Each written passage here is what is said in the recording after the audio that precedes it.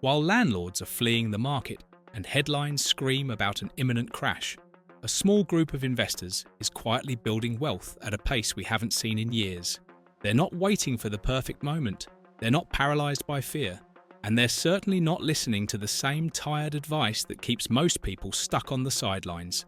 The question everyone's asking right now is whether 2025 is the right time to buy property, or if you should sit tight and wait for conditions to improve. But here's what nobody's telling you. That question itself is the trap. Because while you're waiting for certainty, opportunity is slipping through your fingers at a rate that might shock you. In this video, we're going to expose the real cost of waiting, reveal a housing crisis that guarantees demand for decades, and show you exactly where the smart money is moving right now. But before we dive in, if you want to stay ahead of every major shift in the UK property and housing market, hit that like button and subscribe to Property Reporter. We bring you the latest news, data, and insights that could make or break your investment decisions. Right? Let's get into it. Here's the uncomfortable reality that most property gurus won't share with you. Every single year, people convince themselves that now isn't the right time. Interest rates are too high, prices are too inflated, a crash is coming, the headlines are too negative, there's always a reason to wait. And every year, those same people watch from the sidelines as prices creep higher, rents surge, and opportunities vanish. Let's talk about what waiting actually costs, because the numbers are brutal. Someone who didn't buy in 2012, thinking prices would fall further after the crash, has now missed out on well over 100 grand in capital growth. That's not even counting more than a decade of rental income that could have been covering their mortgage and building equity. Even people who paused during the uncertainty of 2020 and 2021 have missed roughly 50,000 in growth, plus one of the strongest rental markets in living memory. Think about that for a moment. 50,000 quid and years of rent gone because they were waiting for the perfect signal that never came. The myth of perfect timing has probably cost British investors more money than any crash ever could. Because here's the truth. The perfect time only reveals itself in hindsight. When conditions actually look perfect, when everyone's enthusiastic and prices are soaring, that's usually the worst possible moment to buy. And when it genuinely is a good time, when prices have corrected and opportunity is staring you in the face, it feels terrifying. The news is negative, banks are cautious, everyone thinks you're mad, so most people freeze. They wait for someone to tell them it's safe, and by the time it feels safe, they've already missed the window. But there's something even more important happening beneath the surface right now. Something that almost guarantees property will remain one of the strongest investments in Britain for decades to come. And it's a crisis that's been building for so long, most people have become numb to it. The UK is currently short 6.5 million homes compared to similar European countries. Let that sink in for a second. 6.5 million. That's not a temporary blip or a minor shortage. That's a structural crisis decades in the making. To put it in perspective, over 1.3 million households are sitting on waiting lists for social housing right now. Another 123,000 families are crammed into temporary accommodation, including 160,000 children. These aren't statistics. These are people who need homes and can't find them. The government keeps saying we need to build 340,000 new homes every year just to meet current demand. But we're not even close. Recent years have seen us build around 230,000 homes annually, and in some years we've barely cracked 200,000. We've been undershooting targets for so long that the backlog now sits at roughly 4.3 million homes. Even if immigration dropped to zero tomorrow, which obviously isn't happening, we'd still be 6.5 million homes short. The maths is simple and devastating. Demand is crushing supply, and it's going to stay that way for decades unless something dramatic changes. Which brings us to the investor's perspective. When demand massively outstrips supply for years on end, what happens to prices and rents? They go up, they keep going up, and they don't stop going up until either supply catches up or demand collapses. Neither is happening anytime soon. Now here's where things get interesting, and it's going to challenge what you've been hearing from the doom merchants. Everyone's been waiting for the next big crash, the housing market apocalypse that's supposedly right around the corner. Property prices are going to tank, foreclosures everywhere, blood in the streets. But what if I told you the crash already happened and you didn't even notice? Between mid-2022 and now, property prices have already fallen by around 15 to 20% in real terms. Not nominal prices, those have stayed relatively flat. But when you factor in inflation, which has been running hot, the real value of property has quietly dropped by a significant margin. This is what's called a silent correction. It does the same job as a dramatic crash, cooling the market and resetting prices, but it happens so gradually that it doesn't make headlines. Nobody panics. There are no emergency news bulletins, but the effect is the same. Right now, in late 2025, listings are up. Properties are taking longer to sell. Buyers suddenly have leverage again. These are not the signs of a market about to crash. These are the signs of a market that's already corrected and is now stabilizing. If we were truly heading into a bubble-bursting manic crash scenario, we'd be seeing the opposite. Prices would be skyrocketing. Buyers would be paying whatever it takes. Lending would be reckless. That's not what's happening. The market has cooled. It's found a new equilibrium. And while everyone's still waiting for the dramatic collapse, the smart investors are recognizing this for what it is, a window. So if the market's already corrected and the housing shortage isn't going anywhere, where exactly should you be looking? Because not all property is created equal, and not all regions offer the same returns. Let's talk about where the smart money is quietly moving right now. Manchester and Birmingham are absolutely printing money for investors who know what they're doing.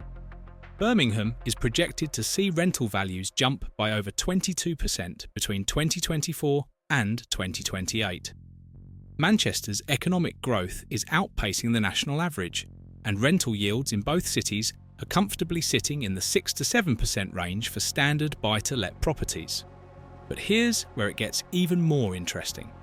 If you're willing to go slightly more hands-on, houses in multiple occupation are delivering average yields of 8.4%. That's nearly double what you'd get from a typical single-let property in many parts of the country. The maths is simple. Renting out rooms individually to multiple tenants brings in significantly more than renting to one household. Yes, there's more management involved. Yes, there are stricter regulations. But for investors who can handle that, the returns speak for themselves. Then there's social housing, which almost nobody talks about, but might be one of the smartest plays available right now. With over 1 million households on waiting lists and local authorities desperate for accommodation. Social housing offers lease lengths of 10 to 25 years. Think about that. 25 years of guaranteed income with virtually zero void periods. No chasing tenants, no worrying about whether someone's going to renew. Housing associations typically handle all the management. It's about as close to passive income as property gets. And with the government pushing hard to increase social housing supply, the sector is only going to grow. Northern regions like the North East and Yorkshire are also worth a serious look. Properties in places like Sunderland start from around 56 grand, Bradford from about 59 grand. That's 2 to 3 times more property for your money compared to the south. And these aren't dead zones. They're cities with universities, regeneration projects, and genuine rental demand. The yields are strong, the entry costs are low, and the potential for growth is significant. But let's zoom out for a second and talk about why this housing crisis is actually getting worse, not better.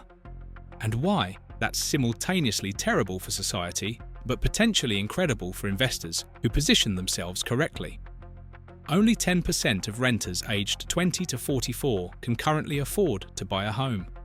Among single renters in that age group, the figure drops to less than 3%. 3%. That means 97% of single renters in their 20s, 30s, and early 40s are locked out of home ownership. They're not choosing to rent. They have no other option. More than half of first-time buyers now need financial help from family just to get on the ladder. The so-called bank of mum and dad has become essential, not optional. And for those without wealthy parents, the dream of ownership is slipping further away every year. House prices have risen at twice the rate of wages over the past 2 decades. The average deposit needed keeps climbing. The age of first-time buyers keeps creeping up. Young people are living with their parents longer, not because they want to, but because they can't afford to leave. This is a generation that will rent for life unless something fundamental changes. And nothing fundamental is changing. Which means one thing for property investors: demand for rental accommodation is going to remain absolutely sky high for decades. Tenant demand in 2024 was nearly double what it was before the pandemic. The average rental property now attracts 19 inquiries, 19 people competing for one property, and rents have jumped by 8.7% year on year as of early 2025, with some regions seeing even steeper increases. This isn't a temporary spike, this is the new normal. The affordability crisis for buyers is the rental sector's growth engine, and that engine isn't slowing down anytime soon. Now, if you're thinking about making a move in the property market, the next 12 to 18 months might offer something we haven't seen in a while: a genuine window of opportunity with a ticking clock. Changes to stamp duty are coming into effect in April 2025, and that's going to influence buyer behaviour significantly. We've seen this before. When temporary nil-rate bans were introduced back in 2020, there was a massive surge in activity right before the deadline. Buyers rushed to complete before the window closed. We could see something similar play out again, which means the market might heat up faster than expected in certain price brackets. The government's also pushing hard on housing targets. Local authorities are now legally required to meet specific building quotas, and there's genuine political pressure to deliver on the promise of 1.5 million new homes over the next parliament.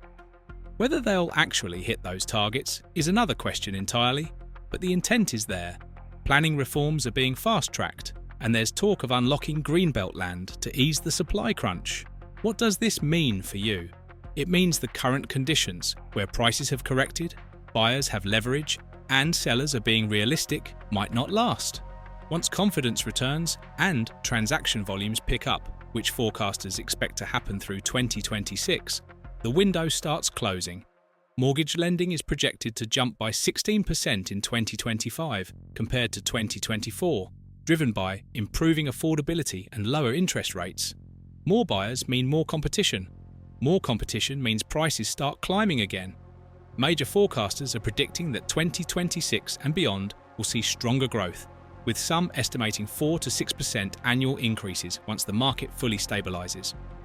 If you wait for everything to feel comfortable and predictable, you'll be buying into that rising market, paying more for the same property you could have secured now. So let's bring this all together, because the real question isn't whether now is a good time to buy. The real question is, what's riskier, acting or waiting? Most people think risk means putting money into the market when things feel uncertain. But there's another kind of risk that nobody talks about: the risk of doing nothing. The risk of sitting on the sidelines while prices rise, rents surge, and opportunities disappear. That's not safety. That's guaranteed loss. The UK is facing a housing shortage so severe it will take decades to fix, even in the best-case scenario. Demand for rental properties is at historic highs and isn't going anywhere. The market has already corrected in real terms, and we're now in a stabilisation phase that offers genuine buying conditions. Meanwhile, changes to stamp duty, improving mortgage rates, and increasing transaction volumes mean the current window won't stay open forever. If you don't act in 2025, one of two things will happen by this time next year. Either the market picks up, prices rise, and you've missed the easier entry point, or the market stays flat and you're exactly where you are now, except you've lost 12 months of rental income and you're no closer to your goals.